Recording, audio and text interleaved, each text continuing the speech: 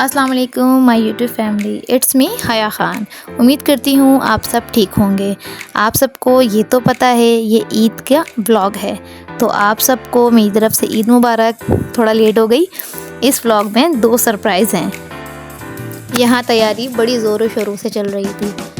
कोई अपने सैंडल पहन रहा था तो कोई अपनी पिक्चर्स खिंचवा रहा था, क्योंकि ईद का दिन था तो बच्चे बहुत ज़्यादा एक्साइटेड थे कि नानी के घर जाना। ईद के दिन का एक नया सफ़र, राहें खूबसूरत थीं, दिल में खुशी थी। हम निकल चुके थे अपनी आंटी के घर के लिए। दिल में खुशी थी कि आंटी के घर जा रहे हैं, तो बहुत ज़्यादा, मैं तो सबसे ज़्यादा एक्साइटेड होती हूँ अपनी आंटी के घर जाने के लिए, क्योंकि मुझे वहाँ बहुत सुकून मिलता है। मेरी आंटी हम सबसे बहुत ज़्यादा ही मोहब्बत करती हैं, तो हम सब जब आंटी के घर जाना होता है तो एक रात पहले से हमें नींद नहीं आ रही होती कि कल आंटी के घर जाना है हमें। चलें, इंतज़ार की घड़ियाँ ख़त्म हुई और हम गाड़ी से उतरे। गाड़ी से उतरते ही मैंने अपने भाई की गाड़ी की सबसे पहले वीडियो बनाई। मेरे ये छोटे वाले भाई की गाड़ी है और ये रहा मेरा शहज़ादा। आज मेरे शहज़ादे की बर्थडे है। आज मेरा बेटा माशाल्लाह से 4 साल का हो जाएगा। जब आंटी के घर पहुँचे तो उस घर का हर कोना यादों से भरा था। सीढ़ियाँ चढ़ते हुए हर कदम पे एक नई मुस्कुराहट थी। जैसे ही मैं सीढ़ी चढ़ रही थी, सबसे पहले मुलाकात हुई मेरी प्यारी भाभी से। उनकी मुस्कुराहट ने सारी थकन दूर कर दी। और फिर वो लम्हा आया जिसका इंतज़ार हर साल होता है। सबने गले मिलकर ईद की खुशियाँ बांटी और ईद की मुबारकबाद दी। आंटी ने क्या कमाल का नाश्ता लगाया, ख़ास बनारसी सेवइयाँ, माश की दाल की दही बड़े। हमारे घर की रिवायती बनारसी सेवइयाँ। जब अगर बनारसी सेवइयाँ जिस दिन ना बने तो लगता है कि ईद हुई नहीं। नाश्ता करते ही मैं किचन की तरफ आई। एक तरफ मेरी अम्मी सैलेड बना रही थी, तो थोड़ी सी वीडियो मैंने उसकी भी बना ली। जब मैं दूसरे साइड गई तो एक तरफ शामी कबाब फ्राई हो रहे थे और नेक्स्ट लेवल की मेरी आंटी ने बीफ बिरयानी और चिकन बिरयानी बनाई हुई थी, तो मैंने थोड़ा सा ये भी कैप्चर कर लिया। मेरी आंटी के हाथ में बहुत जायका है, बहुत शानदार। और अगर आप सब कहेंगे कि शामी कबाब की रेसिपी दो तो मैं बिल्कुल दे दूँगी, क्योंकि मेरी आंटी जो शामी कबाब बनाती हैं उस जैसा मैं 110% कहती हूँ कोई नहीं बना सकता।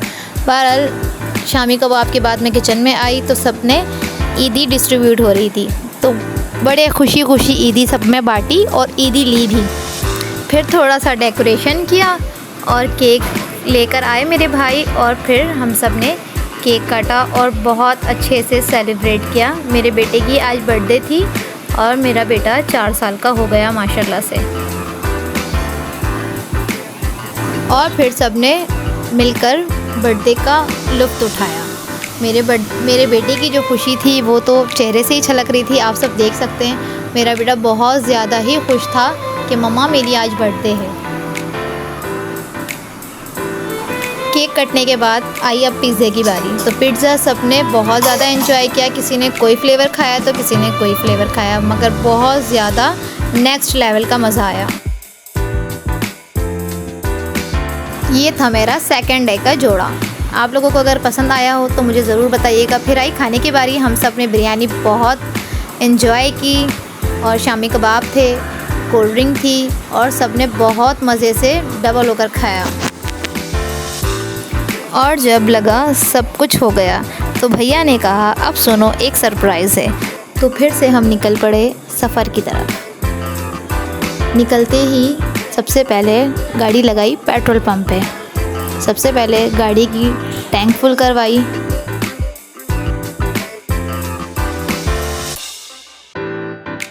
और हाँ, मैं फिर से एक बार बता दूँ, ये जो प्लान था ये मेरे भाई का था और ये एक सरप्राइज़ है।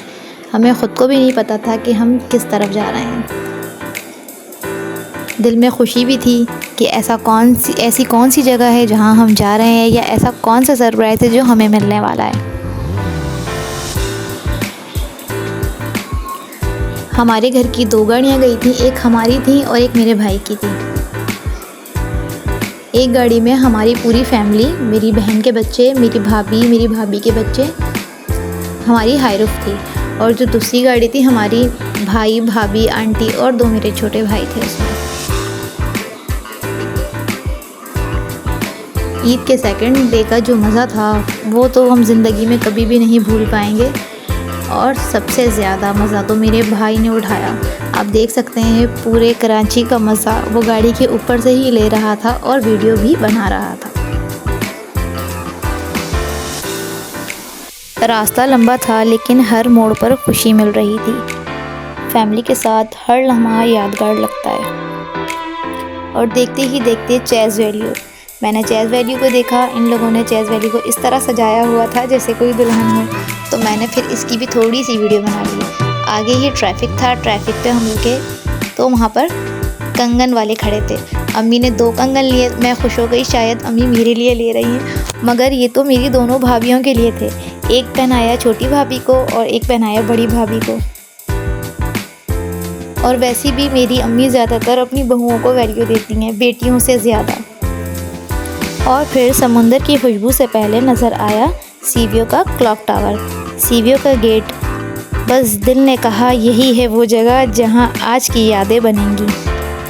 गेट से गुज़रते ही हम गाड़ी से उतर गए, जहां से समुंदर का पूरा नज़ारा नज़र आ रहा था। हवा तेज़ थी लेकिन सुकून से भरी थी। समुंदर की लहरों की आवाज़ जैसे दिल को छू रही हो। वहाँ सब ने अपनी अपनी जगह ली। कुछ लोग अपनी पिक्चर्स ले रहे थे तो कुछ लोग मज़ा ले रहे थे।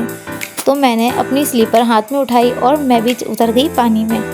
ज़्यादा दूर तक नहीं गई, बस थोड़े से अपने पैर गीले किए और दिल को सुकून हो गया। रात काफ़ी हो चुकी थी, यानी कि 4 बज गए थे सुबह के। जैसे किसी फिल्म का परफेक्ट सीन हो ऐसा लग रहा था वहाँ का व्यू देखकर। और वहाँ पब्लिक इतनी थी कि लग रहा था कि पूरा कराची उठ कर आ गया है। लौटने का वक्त था लेकिन दिल कह रहा था बस थोड़ी देर और। आज का दिन, ईद की खुशी, बर्थडे का सेलिब्रेशन और सीवियो का ये पिकनिक सब मिलकर यादगार कहानी बन गई। अगर आपको मेरी फैमिली व्लॉग की ये कहानी पसंद आई है तो कमेंट्स में और सब्सक्राइब करें और ज़रूर फीडबैक दीजिएगा और अपना बहुत सारा ख्याल रखिएगा। मिलते हैं नेक्स्ट व्लॉग में।